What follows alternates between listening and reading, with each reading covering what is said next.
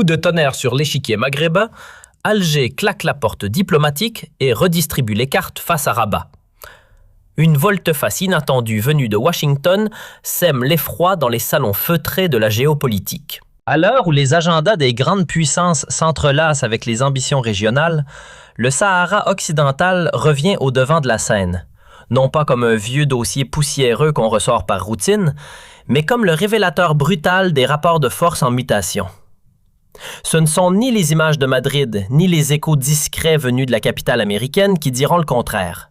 La pièce a changé d'acte. Ce que certains s'acharnaient à reléguer au second plan revient en pleine lumière, mettant à nu une évidence trop longtemps camouflée sous les couches épaisses de rhétorique. L'Algérie n'est ni un figurant, ni une variable optionnelle. L'écarter ou sous-estimer sa position, c'est foncer tête baissée dans un mur fait de droit international et de froide logique géopolitique. Ce tournant n'est pas venu de nulle part, mais il est le résultat d'un long parcours de travail diplomatique patient, d'un attachement au principe de la décolonisation et d'un refus de transformer le conflit en une simple transaction économique où les droits seraient échangés contre des minerais, du phosphate ou des promesses d'investissement. Le cœur du problème est à la fois simple et complexe. Un peuple doté d'un droit reconnu par l'ONU à l'autodétermination, un territoire toujours inscrit sur la liste des territoires à décoloniser et un processus onusien en place depuis des décennies qui n'a pas abouti en raison de l'enchevêtrement des intérêts régionaux et internationaux et du changement de position de certaines capitales selon leurs administrations et leurs équilibres internes. Dans ce contexte, une question légitime se pose. Pourquoi certaines parties sont-elles poussées vers des tables de négociation hors de la région? Et pourquoi fait-on appel à des capitales lointaines pour la médiation si la souveraineté, comme on le prétend, est solide et incontestable?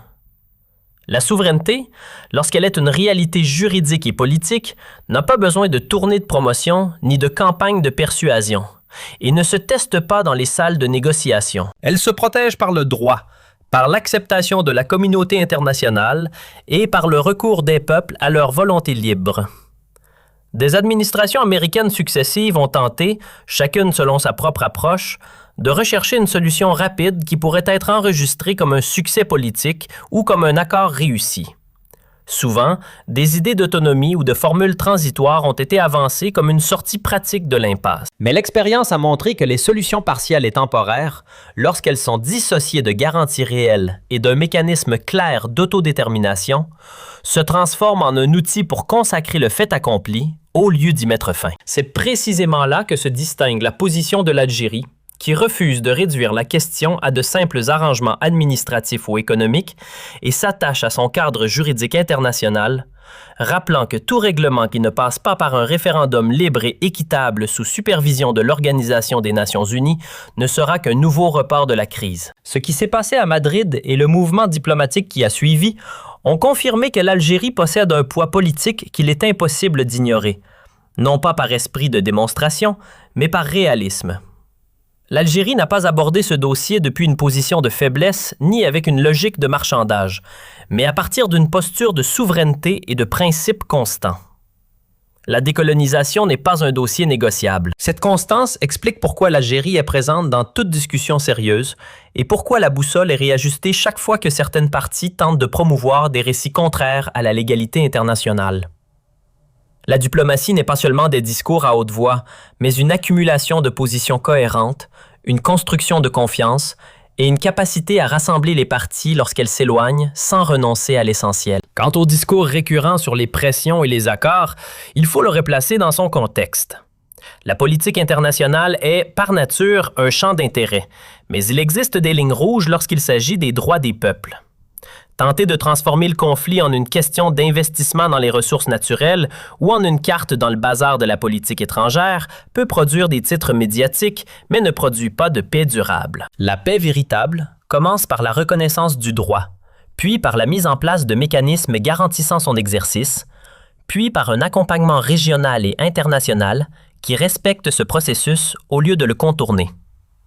L'Algérie, en insistant sur cette séquence, n'agit pas par esprit d'obstruction, mais par souci de prévenir des solutions fragiles qui reproduiraient la crise après quelques années. Il est également frappant de constater que l'engagement de certaines parties dans les négociations est parfois utilisé comme un argument pour prouver l'ouverture et le réalisme, alors qu'il constitue en profondeur une reconnaissance implicite que le dossier n'est pas clos et qu'il existe un processus onusien qui ne peut être effacé par des communiqués politiques. Si la question était réellement tranchée, il n'y aurait pas de mission onusienne. Il n'y aurait pas de dossier ouvert à l'Organisation des Nations Unies et il n'y aurait pas de cycle de négociations sous parrainage international. Ces faits suffisent à eux seuls à réfuter le discours de propagande qui tente de présenter l'affaire comme une simple question interne ou comme une souveraineté incontestable. En revanche, il est important de distinguer entre la défense ferme du principe et la dérive vers la logique de l'escalade. La région a besoin d'une stabilité de long terme, et la stabilité ne se construit pas par la menace ni par la primauté du langage de la force, mais par la construction d'un processus politique clair qui rassure tout le monde et réhabilite le droit international. Le soutien de l'Algérie au droit à l'autodétermination ne signifie pas la recherche d'une crise avec les voisins, mais l'insistance sur une solution juste et durable qui épargne à la région une spirale de crise récurrente et donne à ces peuples la possibilité de se concentrer sur le développement et l'intégration plutôt que l'épuisement. La décision américaine qui a surpris beaucoup de monde et le mouvement mené par la diplomatie algérienne ont rappelé que la politique n'est ni un moment émotionnel, ni seulement un message sur les réseaux sociaux, mais un réseau complexe d'équilibre. Lorsqu'une grande capitale modifie son ton ou revoit son positionnement, c'est souvent le résultat d'une nouvelle lecture des réalités sur le terrain, des rapports de force et du coût des choix précédents. On comprend alors que le pari de solutions imposées du haut ou hors du cadre onusien n'est plus garanti et que le retour aux références internationales n'est pas un luxe moral, mais une nécessité pratique. Enfin, le dossier du Sahara occidental demeure un miroir qui teste la crédibilité même du système international. Les décisions de l'Organisation des Nations Unies sont-elles respectées lorsqu'elles contredisent des intérêts immédiats? Le droit des peuples à disposer d'eux-mêmes est-il prioritaire lorsqu'il devient politiquement coûteux? Ou alors, la crise est-elle recyclée sous de nouvelles formes? La réponse à ces questions ne s'écrit pas seulement dans des communiqués, mais dans le comportement quotidien des États, dans leur capacité à résister à la tentation des solutions faciles et dans leur volonté d'investir dans une paix juste plutôt que dans une paix rapide.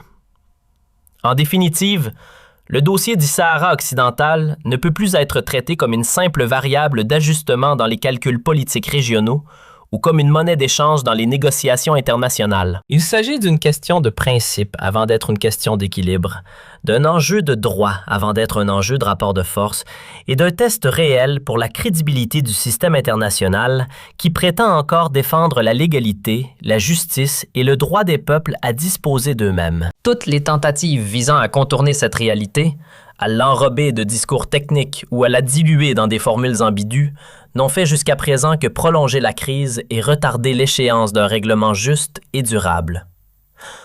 L'expérience des dernières décennies a montré que les solutions imposées, partielles ou dictées par des considérations conjoncturelles, finissent toujours par se heurter aux mêmes limites. Elles peuvent produire un calme relatif, offrir des victoires médiatiques temporaires ou satisfaire certains acteurs à court terme.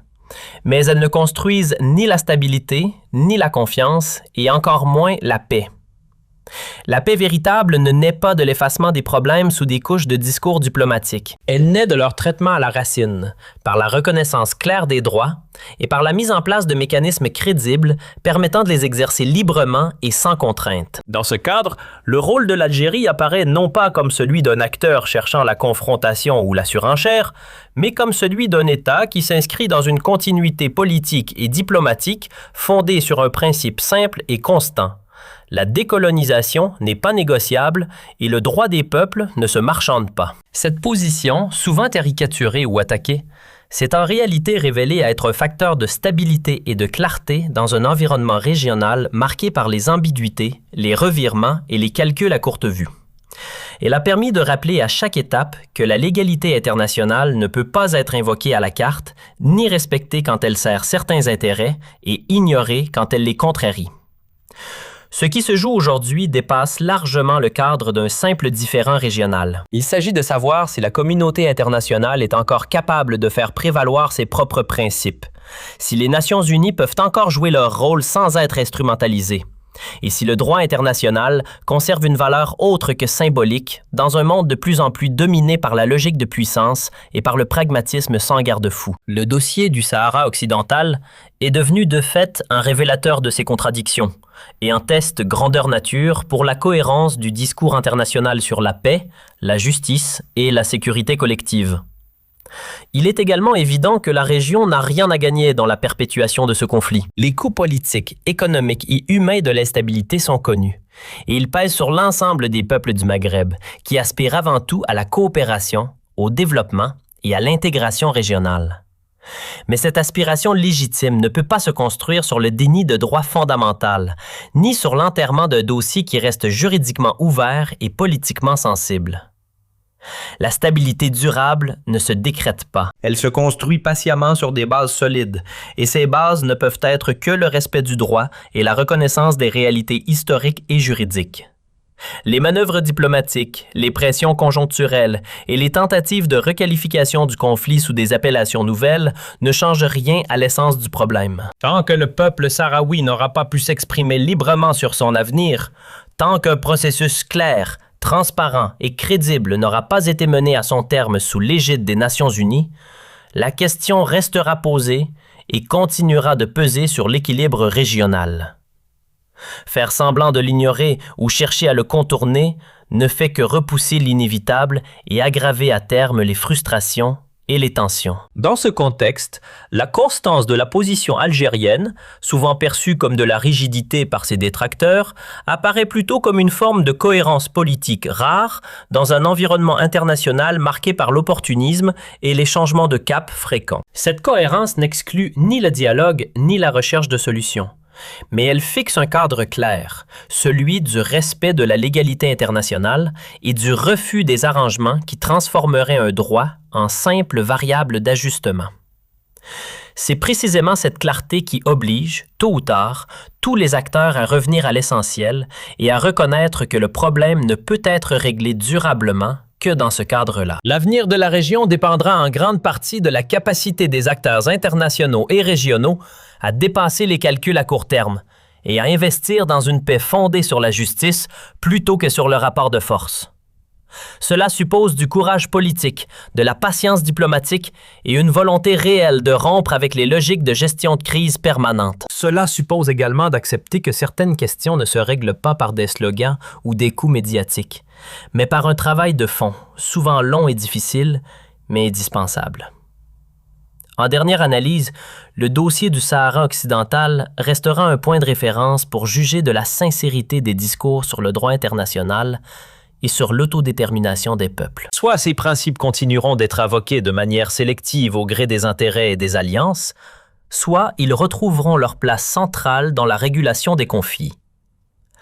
L'Algérie, en maintenant sa ligne et en refusant les solutions de façade, inscrit son action dans cette perspective, non pas par calcul, mais par fidélité à une certaine idée de la justice internationale et de la responsabilité historique. C'est dans cette perspective que doit être compris l'ensemble du mouvement diplomatique actuel, non pas comme une simple séquence de négociations ou de repositionnement tactique, mais comme une étape supplémentaire dans un long processus où, tôt ou tard, la primauté du droit devra s'imposer sur la logique du fait accompli.